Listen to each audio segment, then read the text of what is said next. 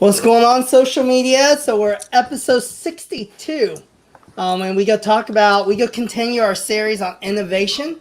And today we go talk about robotics, right? The robotic era. And when I talk about robotics, I can't help to be reminded the movie Terminator, right? so I would think so.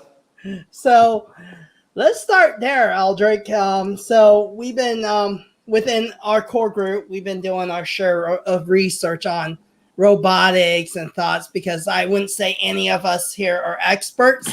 And tonight we're a little shy, so of people. So Jen is taking care of our son who's sick, and then I think Jeremy's getting ready for a big event for his work. So it's just Eldrick and I. But when it comes to robotics, let's start with the fear of robotics, right?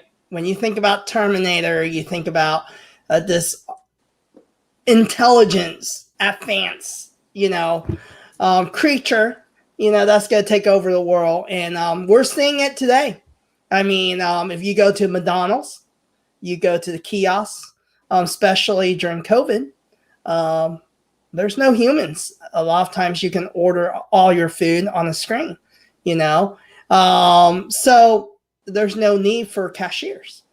But there's a lot of that in a lot of industries, even the auto industry. A lot of cars are put together by robots.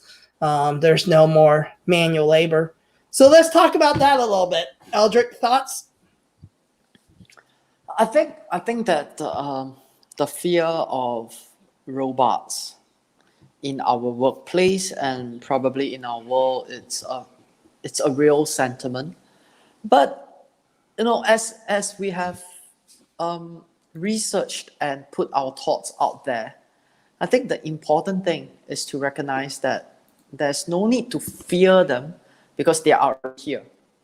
I mean, like, but before we go there, I think the important thing that we need to address, part of which was mentioned by your introduction pertaining to kiosks at McDonald's, at assembly lines, is the difference between automation and robots.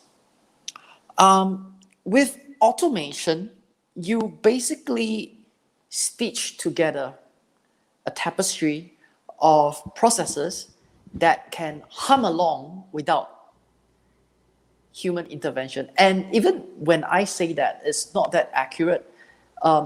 There will be lines of processes that can hum along with minimal human intervention. So the way to think about that, Kevin, is in our line of work, where we talk about digital marketing and where we talk about software, you can think about all those features and buttons where the user only need to hit once, and it runs through the entire process of querying the database, fetching the results, presenting the results to you in an aesthetic manner, in a PowerPoint friendly manner, all at once. So without that level of automation that is unseen, you got to do all that by yourself, and it's unbelievably sophisticated, unbelievably, because without expediting certain lines of work that we do, we would not have been this productive today vis-a-vis when we were 20 years ago. Now that's automation. Robots take automation to a higher level. What it does is it reduces the amount of human intervention in the work that needs to be done. So if we look at the assembly line robots for automotive factories, I think all they need is to power up, which I doubt they do because they run 24/7. And the other one is really just to activate them to do what they need to do, and they will just keep doing it. So that's what robots do, and they are brilliant in repetitive work. They are brilliant in work that requires precision, and they are brilliant in work that requires both. So imagine if we are engaged in repetitive work, right? We will become tired and fatigued because it's mind-numbing if you keep doing the same thing over and over and over and over. And we know that. It's like if you're trying to copy and paste, copy and paste, copy and paste, copy and paste, even if it's a dumb job, you might copy the wrong thing by your 34th repetition. and you wouldn't know it, right? You wouldn't know it.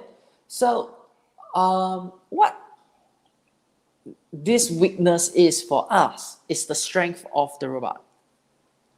And I think that is a brilliant proposition to have, because then it takes away the mind-numbing, repetitive, operative work in the work that we do, which frees our minds and hands for things that requires creativity and thinking. That's good. Yeah, especially what we're doing, right? I mean, you think about marketing, I think about writing, right? In the same sense that we are actually doing the same thing, but the format is different. It takes a lot of creativity and thinking. It's impossible not to engage with creativity when you're shooting videos. Yep. You need to think about it. You need time to think about it. You need to conceptualize it.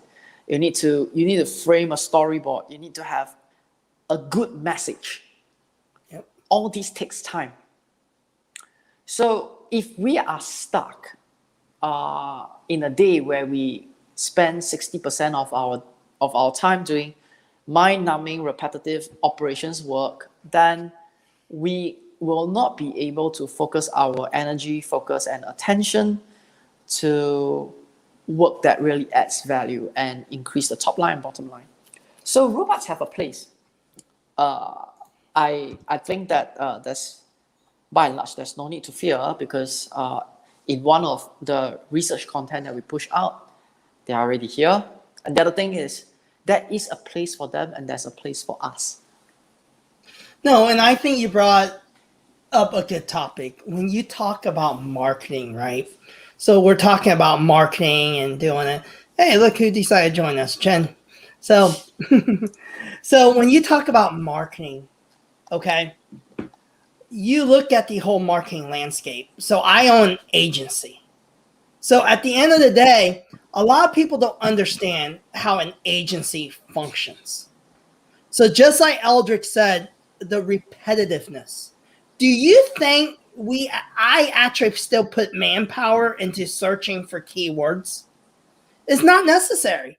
There's tools out there, there's software out there that can scan YouTube, that can scan my social media algorithms and tell me exactly what keywords are perfect for a certain client. And it goes back to what Eldrick just said. It's a repetitive task. It's a waste of time for me to hire a human to go search for keywords, because we're not able to have that precision that a software can do. We can't scan the entire internet and gather data like software can. Well, a query can run and we can go, okay, this is a construction company. We're looking at, 10 million plus construction projects. This is what we're trying to target. This is what we need. Well, you can run a query and there's plenty of software out there and they'll spit out keywords, and it's the most accurate keywords to get you ranked. And if you're wondering why, when you do SEO today, you see people try to do it organically and they can never rank, because you're competing with technology. There's no way human-wise I can go analyze data at the rate of a query, a code. So there are things that, where now the robot can never replace, like me understanding a brand and understanding the target audience, the human side of authenticity, of helping that business build a relationship with their client. And that's where you pay marketers for, is the marketer has the creativity to be able to create, like Eldrick said, the video, maybe the graphic, even content, right? And Eldrick and I think last week we talked about this a little bit. There's AI tools today that can write content, right?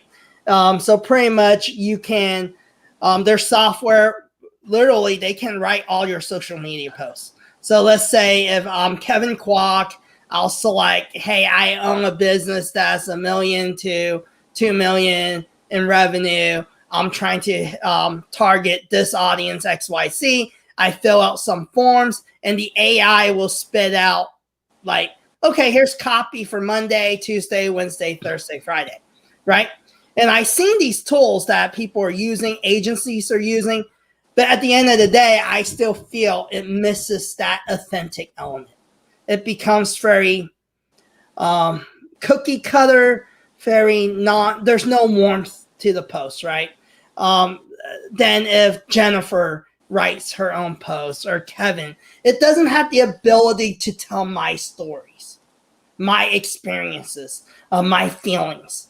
So this kind of goes into what we're talking about. So Jen, just to catch you up, Eldrick and I were just talking about the difference between robots, technology, and the place that technology has in society versus the human element. Right. Yes, absolutely. I mean, I was just listening to what you were saying and agreeing. I think the terminology that you used I really like is it can't give the warmth that a human can give. And I'm just going to say that not all content is warm, even coming from us humans. So I think also just the emotional aspect, the ability to translate across anger and different feelings and emotions, curse. I mean, just the different things that we as a human can add in there. That's the spontaneity, personal experience. A robot doesn't have personal experience in which to speak from. Maybe AI will get to that point, but it's not there yet. And so it's speaking in the moment based on what has been programmed, to what capabilities it's been programmed to do. So definitely agree with you on that. Hi, Aldrich. Hello. So Jennifer, what's your take on engaging or hiring, or should I say this, like purchase a home automation robot for some aspects of housework? What's your take on that? Is there fear? Is there annoyance? Is there like, oh, I still want to do, I want to do? What goes through your mind if you think about such things? First of all, I have to say, from a woman's perspective, anything that's going to do my housework for me is okay for me. Okay. Oh, it's okay, not brilliant, right? It is okay. I am fine with that. It can do my work. It better do a good job, because it's going to replace me. I have a high expectation. I think my only fear would be that I will get too lazy. I fear allowing myself to be lazy. I really hate that aspect of human nature, and so therefore I'm afraid. Like, for example, I'll just give you a quick example. It's very simple, but my mother-in-law sees all the golf carts driving around our neighborhood. So they're just like little carts with little engines that carry 2 to 4 people or 2 to 5 people. Like buggies. Yeah, like a buggy. And so people drive those around our neighborhood all the time to get from their house to the swimming pool, or from their house to the school that's in our neighborhood. And my mother-in-law's, oh, that's so nice. That would be so nice to have one. I said, yes. And then I will never walk. And then my kid will never want to walk. And so that's kind of the downfall. I love AI. I'm not against robots. I think it has a place in our life, but I don't think it should ever be allowed to completely take over everything, because a human, we still have to have jobs. for humanity. I mean, we can't not have jobs. I mean, if you figure something out, that's awesome. But at this point, we have to have jobs. We have to make money. But there are some things that I think, yeah, a robot doing my housework, that's cool, man. Absolutely. Which part of the housework would you want a robot to help you with? Clean Kevin's bathroom.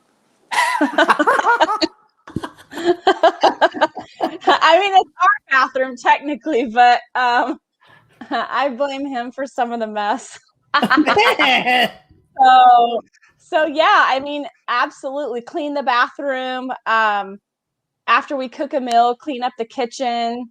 I do love and would like to try sometime the robotic vacuum cleaner that just keeps it clean all the time. But in my mind, I can't. One. Don't you? Oh, he does. The robotic vacuum. Mm-hmm. Yep. Oh, So it's brilliant in my opinion.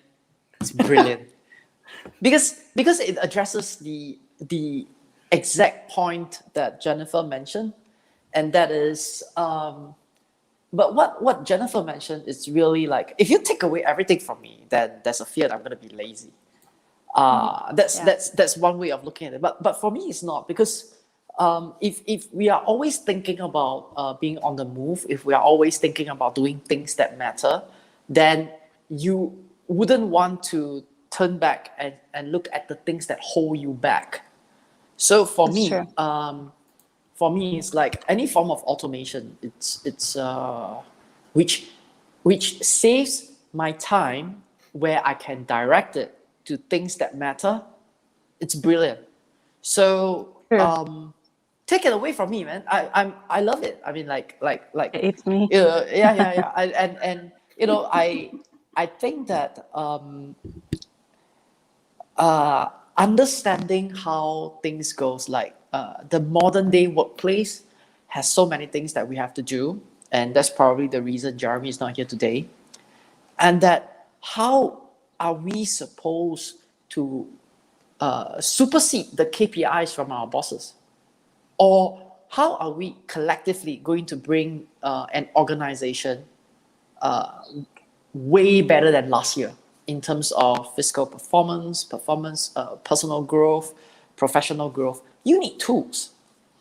You need ways to do two things. One, expedite what you are currently doing, and two, take away what you are currently doing so that you can focus on something new. And I think that in itself is inevitable. If we look at digital marketing, one small aspect of that, if we look at social media today, it is a testament of how automation and robotics are actually coming into the social media landscape. So at the very beginning, it's just pure software, and then there's people coming in doing all sorts of posts, likes, comments, and whatsoever. It's manual. We do it, right? And we do it to share our day, our sentiment, our judgment, and whatever not. And then more and more social media platforms come along, and people are like, geez, this is crazy. I mean, like, I want to build a presence, but I have a day job, I have my family, and I'm not going to be someone like Gary Vee, right? I'm not going to spend the whole day replying people to do that. But I have to say that's quite a feat. So what happened then gave rise to a set of software, or package of software that expedites this process of managing our posts. So social media managers like Agora Posts, which J29 and myself, we use them. There's Hootsuite and whatsoever. It's a manager. So that is a form of automation. You still have to do something. So you can pre-schedule what you want to post on a weekend. Let's say if you block out 1 hour, create all your posts for the week ahead, and then you schedule them. So during the week, you have your time, attention, and energy on work that matters, on projects and on ventures, or meeting your clients. You still have posts going out for you. Now, then the question now is, you still have to do the post. That is the issue. You still have to parcel out 1 hour or 2 hours over the weekend to do the post in order to schedule them. What if I want my social media presence because I want to build my influence, but I don't want to spend the time to construct them? And then it gave rise to the AI robots that Kevin mentioned. So if we look at the entire landscape, this is a testament of how every line of business operations and technology will always go through. It will always pursue the path of least resistance.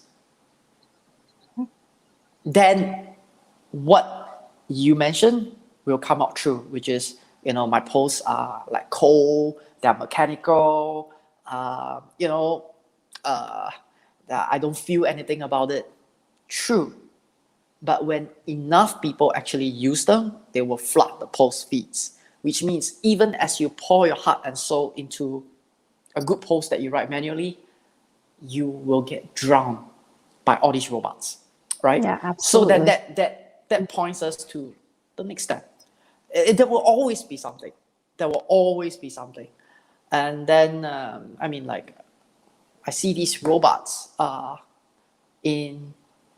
if we see them in the dark light, they are like the orcs that is running out of Mordor and disturbing the human landscape in the Lord of the Rings, right? You can't really like fight them one-on-one. You have to go to Mordor and destroy that guy, the number one guy. Otherwise, there's no chance. But that's how we are progressing. So robotics, AI is part of it. Go ahead, What Gabe Jennifer. said here, with innovation, there's sometimes risk, my friend. So, Always. and that is actually the word that came to my mind was innovation.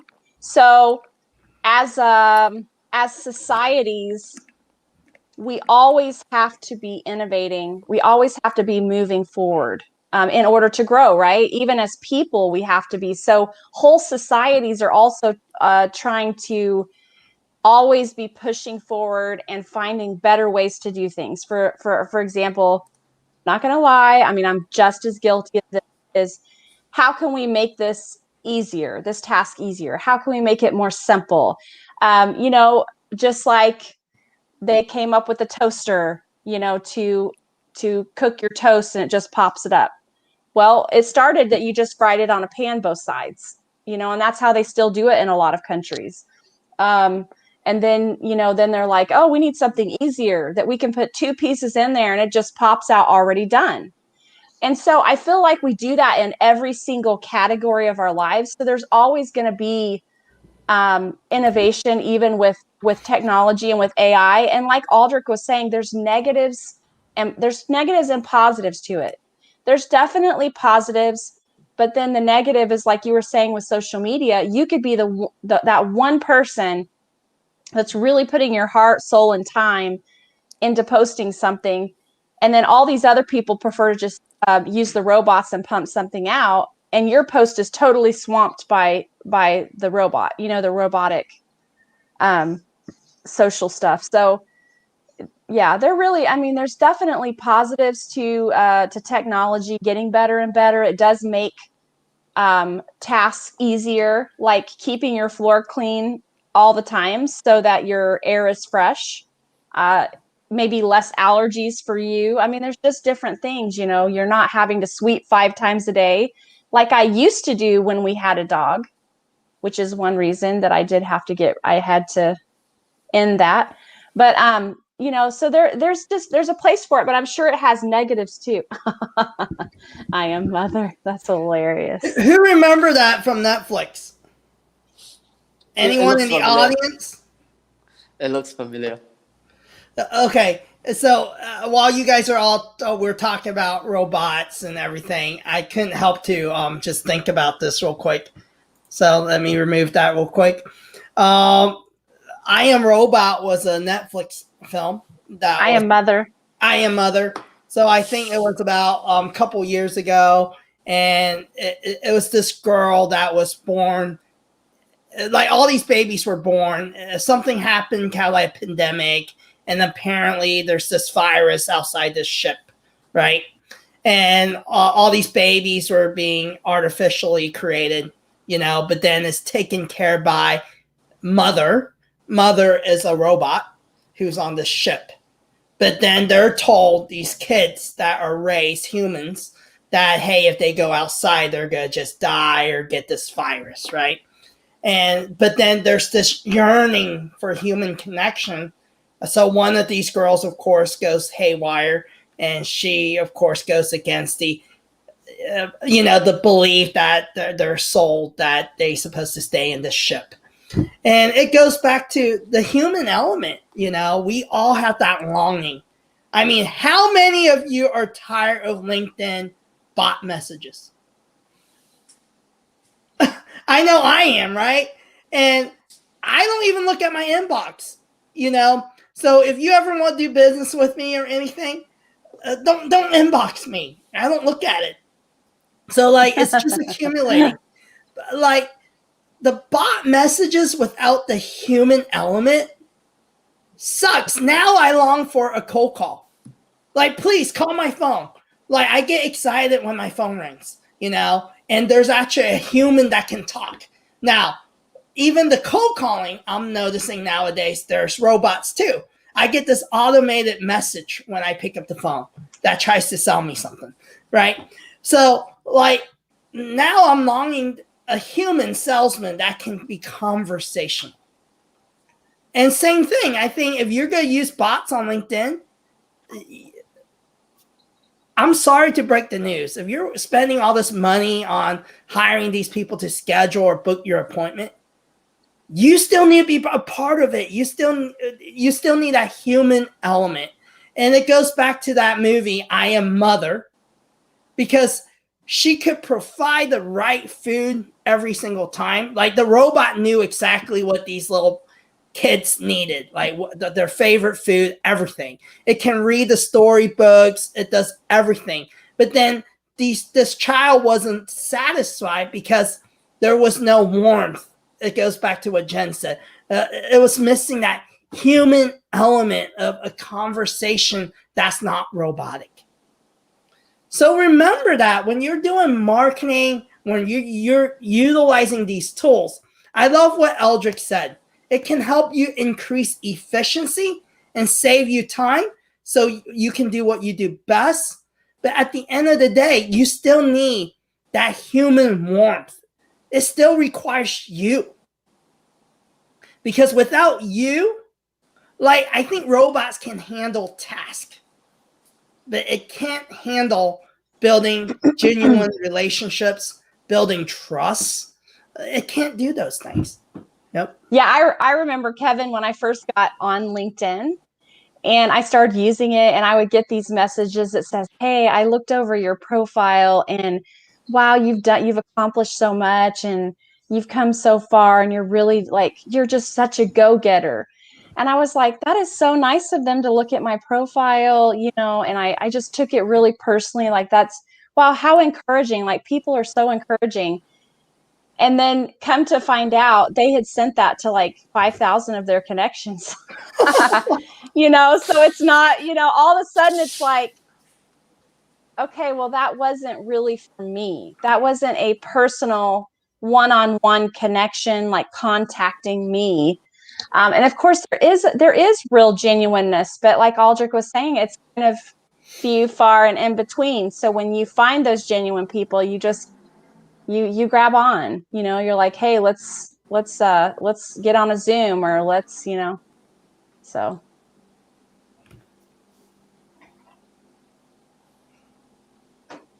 And I think it's so true. If you're going to do, I think where robots or automation can come in on LinkedIn, right? You can target connections and connect with the right people. But now, once they connect with you, come on, put some elbow grease, do some work, talk to these people, get them on a Zoom call, get to know them, surprise them that you're human. I hate the chain posts, that's one after the other and then another. And then all of a sudden they text me and then email me. And it's it drives me nuts. So they get every piece of, they get all of the ways to communicate with you, and then they send the same message to every channel. It's like, okay, So Eldrick, I know you do a lot of investing. So you probably keep up with all the robotic things going on, AI and all innovation. So what are your thoughts on I can't hear you. I lost you. what's next? What's big in robotics? What's big in robotics? I think robot it- coin. I'm just joking. no, I don't think so. I think that I think that the use case, the practicality of robots is already here, but when we think about so let's go back to the difference between automation and robots, a robotic technology. The thing about robotic technology is that it combines software with hardware, which means that you need to have the engineering element, and typically the engineering element will take time to mature. So you can see them coming, but you have time to prepare for them. On the other hand, if you think about automation, like software automation will come very quickly.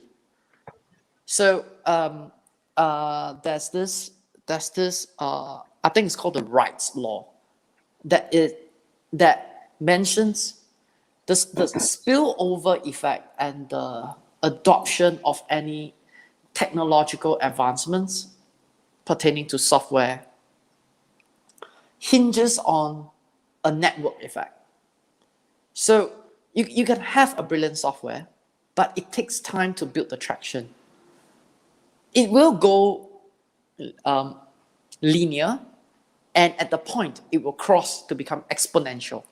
So when that happens, that's when you see everyone using the same thing. That's when you see everyone talking about LinkedIn. That's when you see everyone becoming an Instagram influencer, for instance. And life takes out on its own. I think when it comes to automation, artificial intelligence will still be the goal that people are chasing, because then they are thinking about using full automation to solve real world problems beyond repetitive work and work that are what's that word? Work that requires precision. For instance, what is the correct price for Kevin to price in his project? What's the correct price?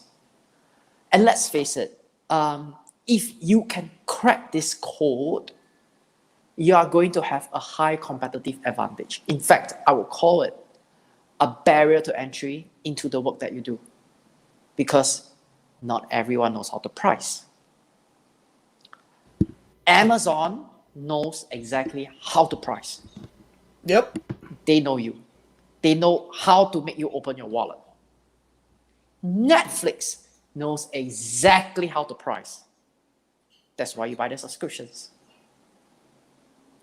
Medium and Substack, they know exactly how to price, such that you are willing to pay them $50 a month, a year. They know how to price it. The grocery store at the end of your street doesn't know how to price. Sorry to say that, right? The supermarket doesn't know how to price, because what they see are commodities. A vegetable is a vegetable. A cabbage is a cabbage. So how do I steal this deal from you? I lower my price.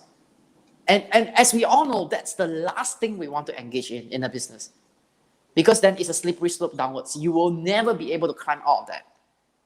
Because when memory sticks, you offer the cheapest cabbages in the neighborhood, and if you want to raise your price, you're gone.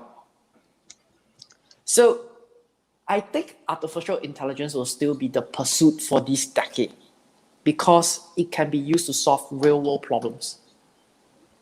And you talk about the FANG companies in terms of investments, everyone is piling their capital with them, because they know how to use AI to price. And it's extremely expensive to develop that and to get it mature and to get it to hack tons of customer data, which we willingly give them. So it's not a data privacy breach. We give them the data so we can get the cheap stuff. They use the data and artificial intelligence to determine what to offer us, how to segmentize us, and how to price. I think that's the way to go. If you ask me, is it possible that the trend will be reversed and we can fight it? No, not possible. Not possible. I don't see any company or a traditional company being a strong challenger to the current FANG companies. Impossible. They have grown to a point. They have grown to a point where they understand. That's how I see it. Go ahead, Jennifer.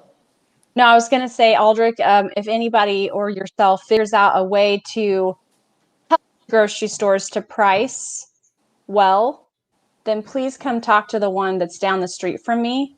The other day, so I'm learning, of course, I've known this before, but sometimes I get lazy. I'm learning to double check my receipt before I leave the store.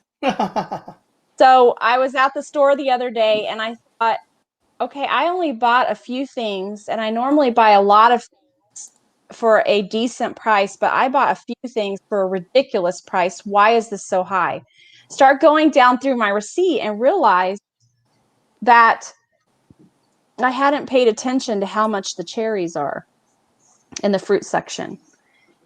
It was a $16 bag, actually half a bag of cherries on my ticket. Needless to say, I took it right back in there and returned it and got my money back because I will never pay $16 for half a bag of cherries. I'm pretty sure I can go over to another store and get a completely different price. And all the lady could say is, well, groceries, they've gone up lately. And I've said, well, I did hear that, that there is things going up, but I'm like, $16 for half a bag. And you said that to me, like, you can't even say that, because just 2 weeks ago, I bought cherries and it was nothing like that. So it was crazy. That's crazy. Because, I think data is huge. So when it comes to innovation, when it comes to, like Aldrich said, I think pricing is what gives people competitive advantage. So, back in the old days is knowing your customer, right? Building relationships and understanding buying habits and what they do. But AI, like companies like LinkedIn, Facebook, all day, the commodity is is data. They're collecting our data. They know exactly our habits, the way we converse, the way we think, your everyday. I mean, as much as, that's how social media makes money, and they go back and sell it to marketers. So marketing companies, agencies like mine can run ads, But at the end of the day, the more data you have, the more accurate you're able to run your business. Everything from pricing to labor, hiring, buying raw material. I mean, it's huge, and I think we forget that side of we live every day and we just go to work, but we forget how much technology has already taken over our daily lives. I mean, we're already living in the age of Terminator, is happening, and we don't even know it because it's slowly making things more convenient. I mean, think about it. We didn't have cell phones not too long ago, and now we can't live without it. People freak out when they lose their phone, So anyway, so today we talk about robotics, and just the future, right? AI, technology. Before we end tonight, how do we keep ourselves valuable as technology becomes more and more advanced? And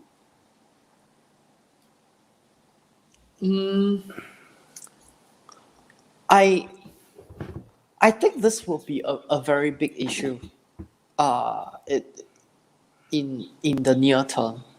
And when I mean in the near term, I actually think that we are living through it now. The jobs and the people at risk are those where are the exact 9 to 5. If I were to lump them all together. So if jobs, if the nature of a job is highly manual and it doesn't require you to layer thoughts, knowledge, and thinking on top of what you're doing, you're very vulnerable. I'm saying things. So just to give it a more visual feel about it. The task that secretaries do will not exist in time to come.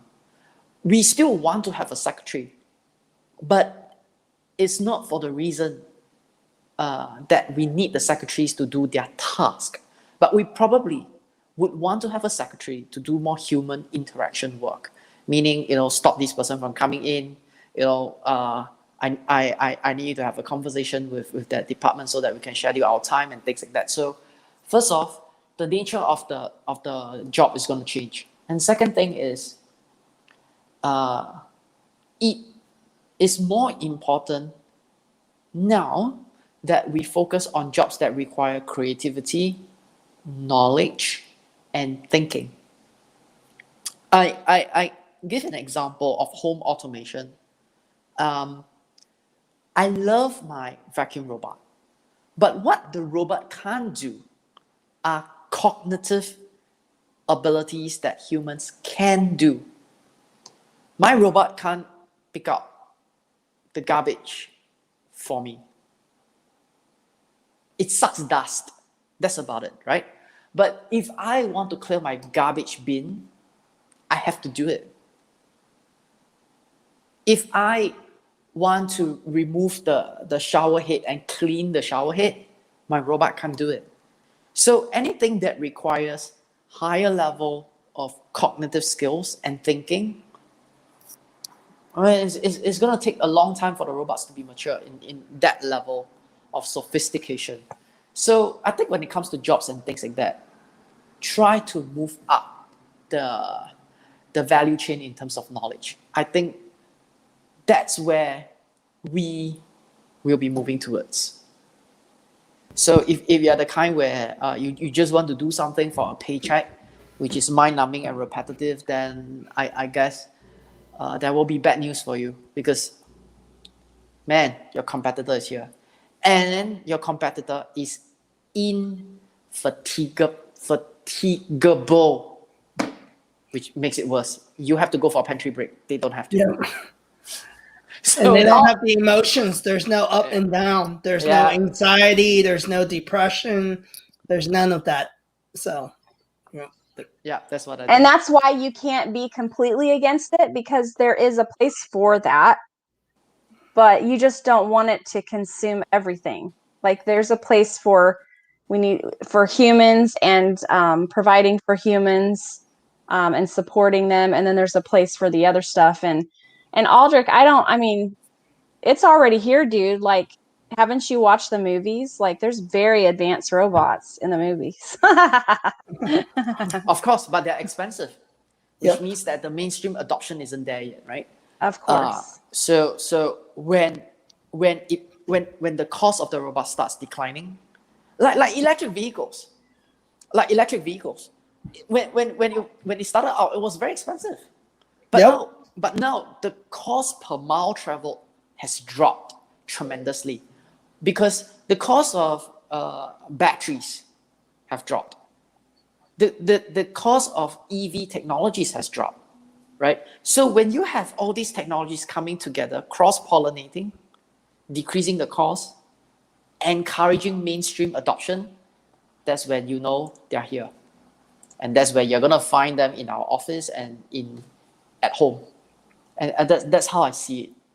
So, yeah, there will be advanced robots and things like that. But if it's going to cost me like $500,000, maybe I'll pick up the trash myself for now. So so at the end of the day, your mind is the most valuable thing you have.